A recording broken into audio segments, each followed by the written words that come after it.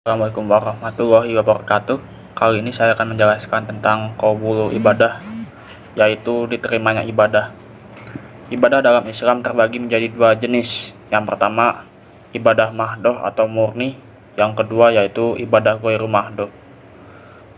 Ibadah mahdoh atau murni akan diterima oleh Allah Subhanahu wa taala jika memenuhi syarat. Yang pertama yaitu niat yang benar, yang kedua disyariatkan oleh Allah Subhanahu wa taala, yang ketiga tata cara pelaksanaan sesuai dengan ketentuan. Seorang muslim harus melaksanakan segenap peribadatan dengan mengikuti ketentuan yang disyariatkan oleh Allah Subhanahu wa taala. Ibadah ghairu mahdoh akan diterima oleh Allah Subhanahu wa taala jika memenuhi syarat, yaitu yang pertama, ibadah diiringi dengan niat yang ikhlas. Yang kedua, ibadah tersebut merupakan amal yang baik.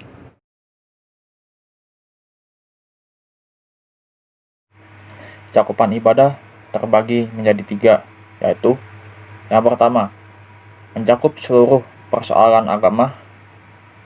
Yang kedua, mencakup seluruh aspek kehidupan. Yang ketiga, mencakup seluruh keadaan manusia. Nah, yang pertama yaitu mencakup seluruh persoalan agama. Yang pertama wajib, kedua sunnah, dan ketiga mubah. Yang kedua yaitu mencakup seluruh aspek kehidupan. Aspek kehidupan yaitu yang pertama amal-amal yang baik, yang kedua amal-amal sosial, yang ketiga amal-amal kehidupan, yang keempat memakmurkan bumi, yang kelima yaitu menegakkan agama. Yang ketiga yaitu mencakup seluruh keadaan manusia, dimulai dari hati, yang kedua akal, dan yang terakhir yaitu anggota badan.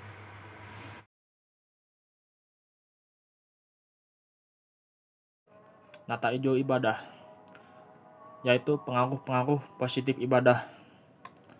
Ibadah yang benar atau al-ibadatu salimah akan membawa pengaruh-pengaruh yang positif pada jiwa kita. Pengaruh yang pertama yaitu semakin teguhnya keimanan atau al-iman.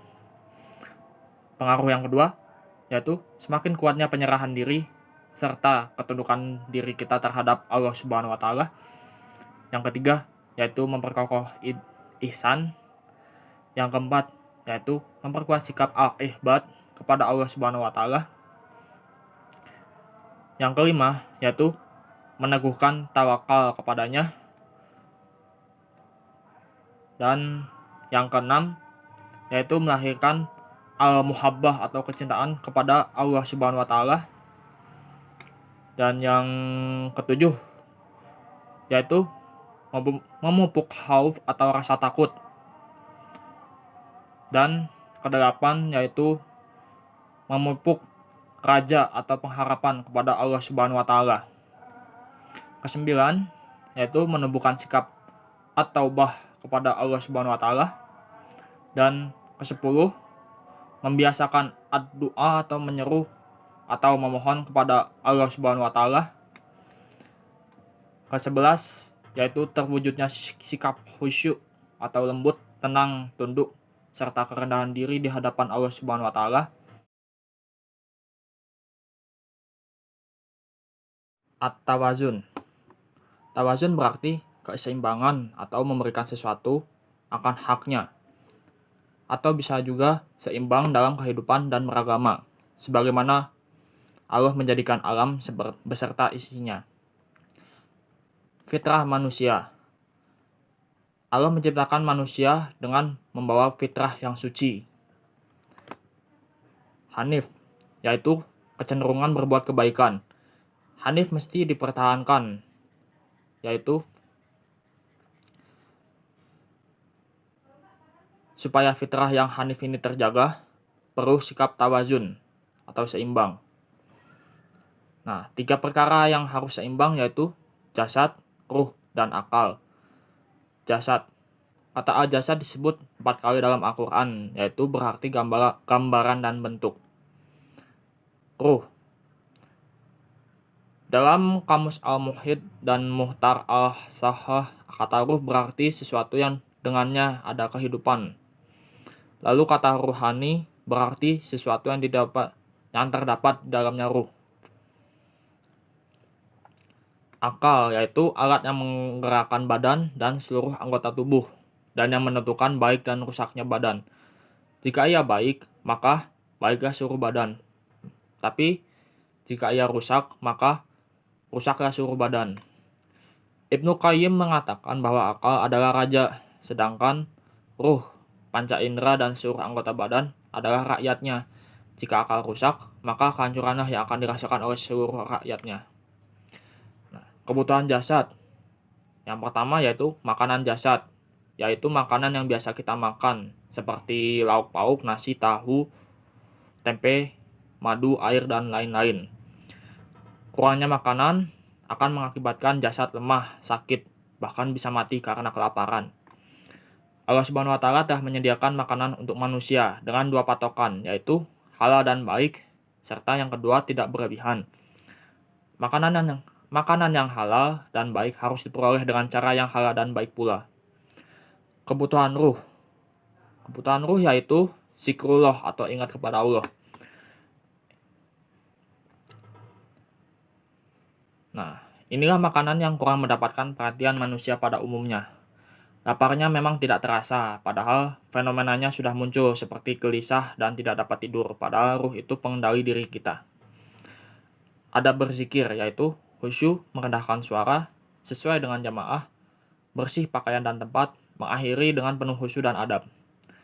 Akibat lemahnya ruh, yaitu halal dan haram tidak dipedulikan, orang lain susah tidak dipedulikan, masyarakat hancur, negara hancur, bahkan dunia hancur pun tidak peduli, ia akan mementingkan dirinya sendiri. Kebutuhan akal yaitu ilmu. Nah, kurangnya ilmu akan mengakibatkan lemahnya akal atau bodoh. Nah, seperti makanan jasad, ilmu pun mesti didapat dengan cara yang baik dan ilmu pun harus baik sehingga bermanfaat. Nah, ilmu yang buruk seperti ilmu sihir, mencuri, dan lain-lain itu ilmu yang termasuk tidak baik.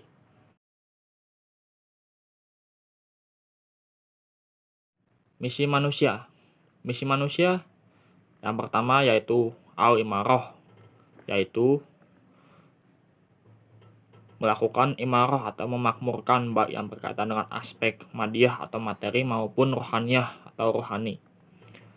Yang kedua, ar-riayah, yaitu pemeliharaan atau penjagaan terhadap aspek materi ataupun rohani yang telah dibangun di atas hadroh yang dilandasi kekuatan moralitas tersebut.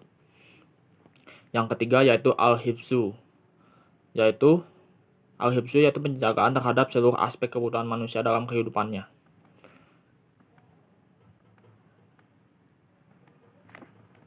Al-hibsu terbagi menjadi yang pertama yaitu hibsuddin, yaitu menjaga keberagaman mereka sehingga selalu berada dalam kondisi beribadah hanya kepadanya. Yang kedua, hibsun nafsi, yaitu menjaga keselamatan jiwa atau keberlangsungan hidup mereka. Yang ketiga, yaitu hibsul akli, yaitu menjaga kesehatan akal mereka. Yang keempat, hibzun nasli, yaitu menjaga keturunan mereka. Dan yang kelima, hibsul mali, yaitu menjaga harta atau kesejahteraan mereka.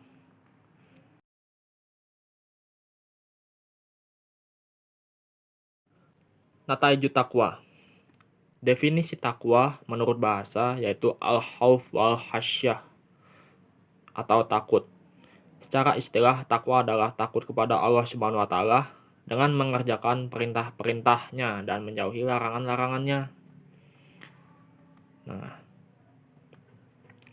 siapa yang disebut mutakin? Yaitu yang pertama, seseorang yang meninggalkan apa saja yang diharamkan oleh Allah dan mengerjakan apa saja yang diwajibkan oleh Allah.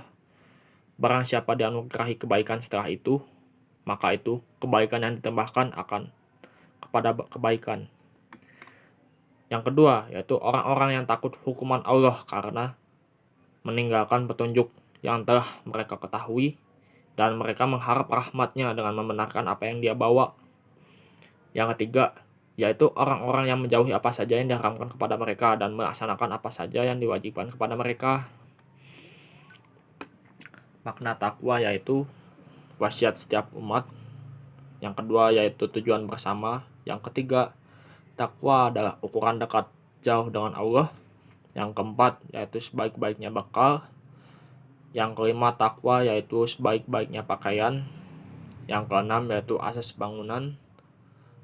Keutamaan yang akan diperoleh seseorang yang bertakwa, yang pertama adalah rahmat, yang kedua furqan, yang ketiga berkah, yang keempat takwa merupakan jalan keluar, yang kelima rezeki dan dicukupkan oleh Allah Subhanahu wa taala.